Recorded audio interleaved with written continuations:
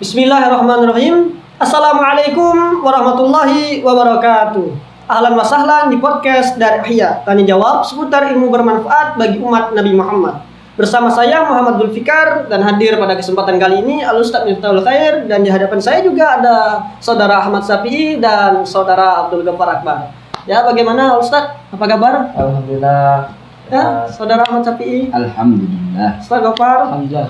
Pada kesempatan kali ini kita akan membahas tentang seputar tanya jawab di permasalahan di bulan Ramadan.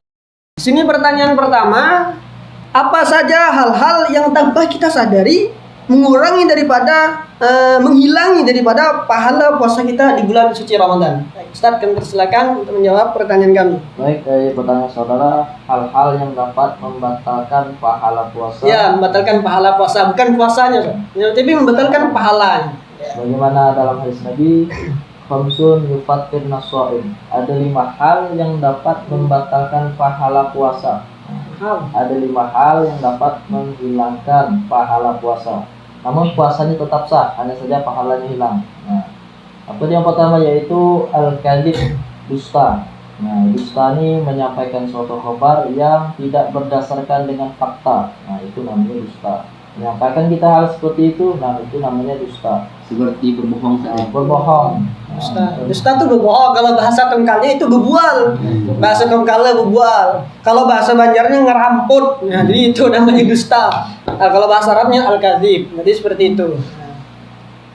Pertama tadi dusta, al-kadzib wal ghibah. Nah, ghibah ini juga termasuk hal yang dapat membatalkan pahala puasa ya. Nah, ghibah ini apa dia?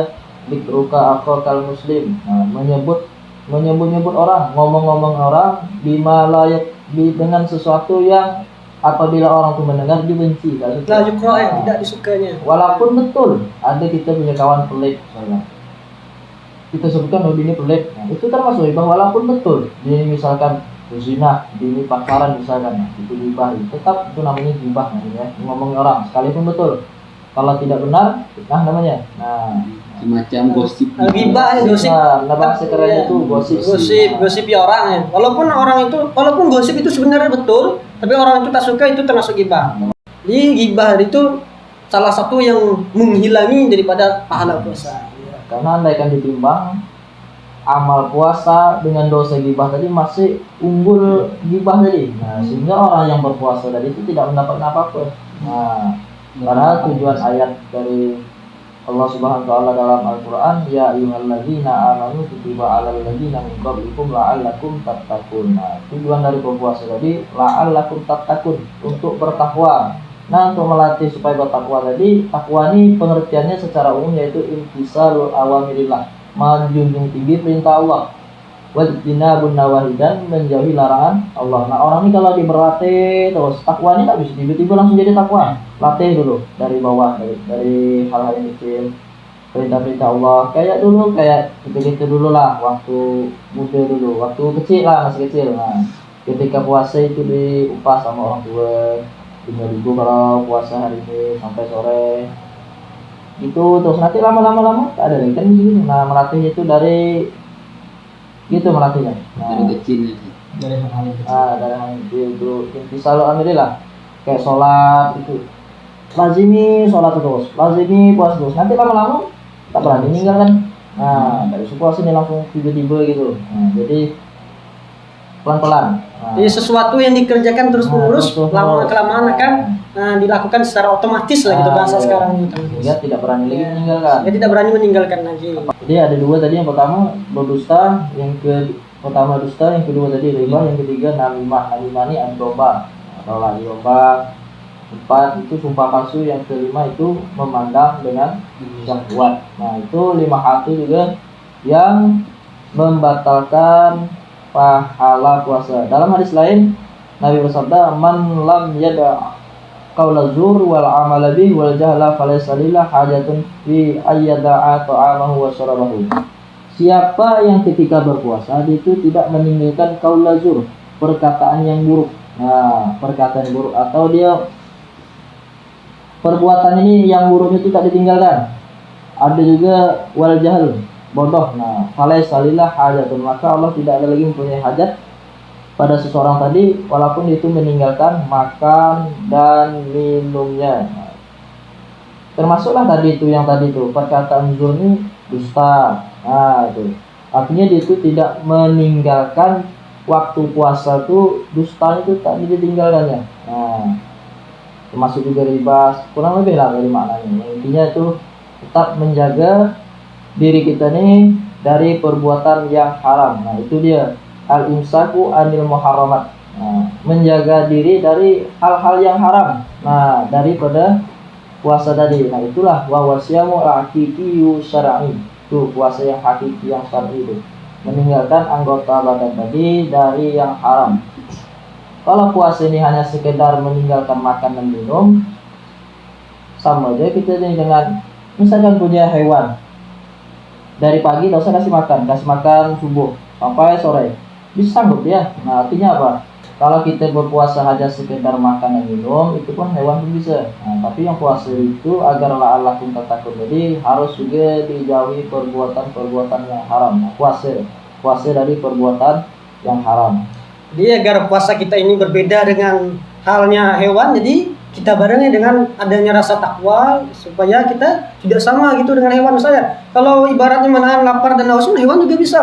Tidak kita kasih makan di pagi hari, lalu kita kasih makan di sore hari. Hewan pun juga bisa seperti itu. Misalkan sapi punya kucing tidaknya dikasih makan sampai sore baru kasih makan. Nah, itu sama seperti orang yang berpuasa tetapi dia hanya menahan lapar dan lapar dan dahaga saja. Ada para ulama kan dalam ayat itu ya ayyuhalladzina amanu kutiba alaikumusiyam. Kata para ulama kalau wajib itu pakai lafaz kutiba itu tuh menunjukkan hal itu berat dilakukan, berat diamalkan. Seperti dalam ayat lain kutiba alaikumusiyos, diwajibkan atas kalian itu kisos itu. Apalagi isu ini diterapkan di Indonesia. Nah, sudah macam-macam sudah. Nah, ya ayyuhalladzina amanu kutiba alaikumul qatla, diwajibkan atas kalian itu berperang. Mana menegakkan perang tuh? Sulit menegakkan perang tuh. Berarti lafaz yang dicatat dengan kutiba atau dalam ilmu nahwunya bina majhul, benar Ustaz? Bina majhul. Para ulama menunjukkan sesuatu berat diamalkan. Ya, yang berat diamalkan. Apakah puasa itu berat seperti yang kutiba alaikumul qatla atau kutiba alaimul qisos? Nah, sama puasa itu berat juga sebenarnya. Maka dari itu puasa ini tidak hanya sekedar menahan lapar dan haus, tapi juga menahan dari hal-hal yang diharamkan. Nah, makanya berat puasa ini diterapkan. Jadi tadi ada 5 hal yang menghilangkan pahala puasa kita. Yang pertama tadi al-kadzib, dusta, lalu al-ghibah, an-namimah, yang keempat sumpah palsu, lalu yang kelima yaitu melihat sesuatu dengan syahwat. Dia ada 5 hal yang harus kita ketahui bahwasanya kalau kita kerjakan yang 5 hal tadi dapat menghilangkan pahala puasa kita, bukan membatalkan tapi menghilangkan pahala puasa kita. Benar seperti itu, Ustaz? Puasa besar, Ya. pahalanya hilang. Iya, puasanya sah, pahalanya hilang. Langsung saja pertanyaan selanjutnya. Bagaimana cara berbuka puasa yang lebih utama? Nah, cara kita berbuka puasa yang lebih afdol atau yang dicontohkan oleh Nabi atau orang guru-guru kita mencontohkannya. Bagaimana yang lebih utama, Ustaz? Hadis dari Nabi diriwayatkan dari Salman bin Amir ad-Dabi radhiyallahu anhu. Nabi bersabda, "Idza aftara ahadukum falyuftir ala tamrin." Apabila kalian itu berpuasa, maka hendaklah berpuasa ala tamrin, buah tamar, kurma kering, itu nama tamar. Ada lagi kurma itu yang basah, rutop. Nah, itu yang tingkat kesunahannya lebih tinggi lagi, rutop. Nah, kalau tamar ini disunahkan itu setengah. Nah, kurma ini kurma kering.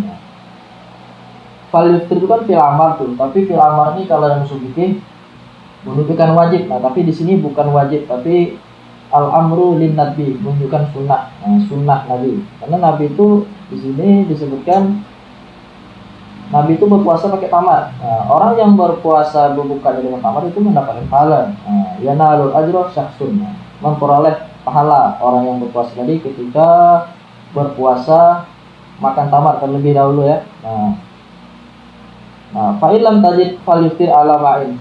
Ketika tidak ditemukan kurma tadi itu, maka kita berbuka dengan air. Fa'innahu tahur.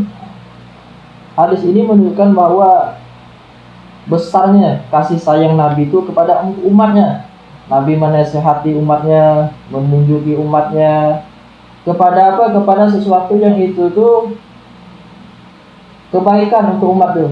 Nah, keberuntungan untuk umatnya tadi, baik di dunia ataupun akhirat. Nah, karena kalau kita nih berbuka dengan tamar, nah hikmahnya berbuka dengan tamar itu apa? Annahu hulun. Kurma ini kan manis deh. Iya, Nah, manis. sedangkan manis tadi itu untuk menguatkan mata nih. Nah, kita kalau kita berpuasa itu tuh mata nih jadi lemah. Nah, ketika kita berbuka puasa dengan tamar tadi, jadi kuat lagi mata tadi. Nah, itu salah satu fungsi. Nah, fungsi utama ketika berbuka puasa tadi dengan tamar. Nah, itulah tuh azimu syukurnya Nabi itu. Besarnya kasih sayang Nabi, perhatian Nabi kepada umatnya, sampai hal-hal makan pun Nabi perhatikan. Jadi kalau kita makan kurma itu bisa menyehatkan mati kita. Berarti sama dengan wortel ya. Wortel juga begitu udah. Kalau kita makan wortel itu menyehatkan mati kita. Jangan pula mati tadi dah dikasih sehat, kita lihatkan kepada sesuatu yang membuat mati kita sakit. Di kurma itu menyehatkan mati gitu. Jadi kalau tadi kurma, air pun nanti ada juga tingkatannya, yang mana air yang lebih utama lagi ke kenahannya.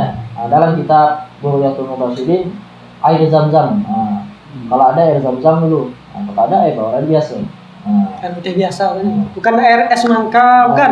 nah, Es timun atau es lemon, bukan. kalau tidak ditemukan lagi air, maka kita berbuka dengan sesuatu yang manis. Yang manis ini dalam catatan tidak terkena panas, tidak terkena api. Nah, Tidak kayak digoreng dengan api. kayak zabib, anggur, Jus gitu, jus tanya jus. apalagi anggur, habis itu Ya. madu. Madu. Nah, habis madu apa lagi? Susu. Nah, itu Sesuatu yang manis dan tidak terkena api. tidak terkena api. Nah, itu anjurannya.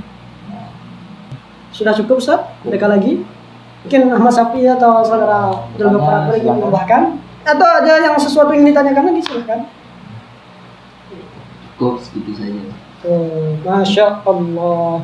Jadi pemirsa, saya ulangi lagi, kalau ada yang ingin bertanya tentang seputar Ramadan, silahkan langsung cantumkan pertanyaannya di bawah komen kita ini. Nanti akan kami jawab di pertemuan selanjutnya. Kalau ada pemirsa yang heran mungkin kok bahasanya pakai apakah ini orang Malaysia ataukah orang mana? Tak. Kami ini orang tunggal. Jadi kalau orang tunggal tuh bahasanya pakai kita diubah jadi kita. Misalkan kemana. Jadi jangan heran lagi karena bahasa tunggal itu namanya bahasa Melayu. Bahasa Melayu itu ada yang pakai o, ada yang pakai e. Kalau di tunggal itu pakai e. Jadi pemirsa, kami mungkin cukup sekian dari kami. Mungkin ada lagi yang ingin tambahkan? Mungkin cukup Ustaz? Dengan waktu sudah hampir setengah jam. Mungkin sudah cukup Ustaz ya? Sudah cukup. Mungkin kami akhiri pertemuan kita pada kali ini dengan ucapan hamdalah, alhamdulillah, rabbil alamin. Cukup sekian dari kami. Wassalamualaikum warahmatullahi wabarakatuh.